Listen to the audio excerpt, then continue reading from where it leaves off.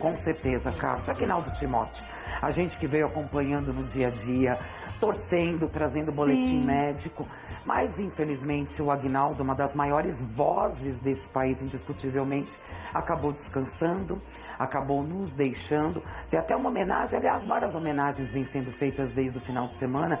A gente tem aqui também para o Melhor da Tarde, que é a saudade, né, de um homem que partiu, que vinha uma grande voz, vida. né?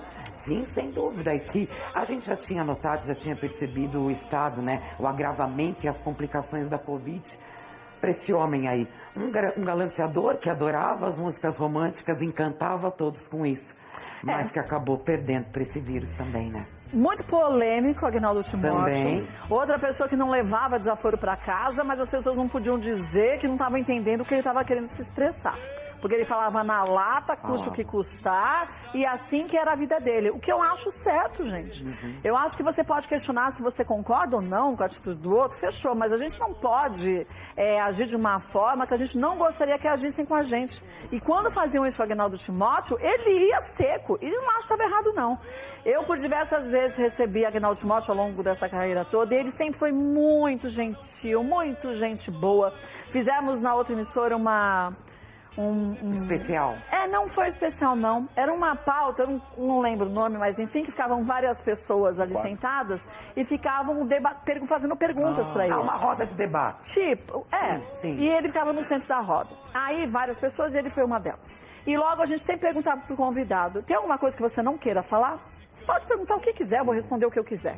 E ele assim era, gente. E aí, muitas vezes, dava uns arranca-rabo aqui, outro acolá, mas não era errado, porque isso é muito bom. Teve um dia que a gente veio participar, a gente convidou ele para participar de um programa aqui no Melhor da Tarde, que a gente estava gravando. E, gente, gravação é assim, a gente marca, acaba o programa às 4, pela lei da Band, e é correto, os meninos têm um tempo que tem que tomar uma água, respirar, ir no banheiro, 40 minutos depois a gente volta, fechado. Aguinaldo Timóteo ficou possuído, disse que não ia esperar, virou as costas e foi embora. Foi embora. Depois mandou um recado pra mim. Desculpa, mas eu tava tão cansado. Eu falei, relaxa, Timóteo.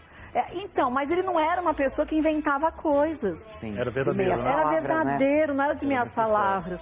Eu fez até um post de um desses momentos do Aguinaldo Timóteo, e Timotinho foi lá nas redes sociais e falou, e ele sempre gostou muito de participar dos seus programas, porque ali ele conseguia se sentir livre mesmo e acolhido. Eu acho que tem que ser assim para todo mundo. Com certeza. E o Timotinho, Kátia, mandou uma mensagem. Mandou? Pra você, pra você. Vamos ver? Vamos.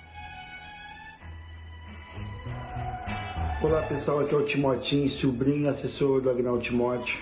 Quero agradecer a Kátia, quero agradecer a Band pelas homenagens prestadas ao Timóteo. Meu muito obrigado.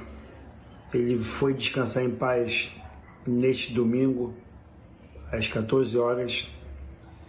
E obrigado, muito obrigado.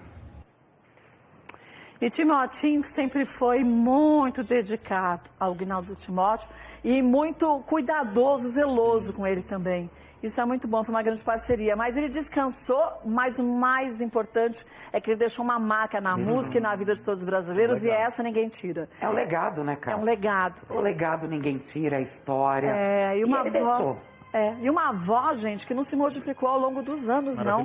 84 anos, com uma voz muito forte. Uma das maiores vozes, né, Uma Kátia? das maiores Ao lado de Calbi Peixoto, né? Uma das maiores vozes do Brasil. Maior e tanta gente boa aí com essa voz. Estão indo embora, que pena. Agora, que ele seja recebido pelos anjos de Deus, né?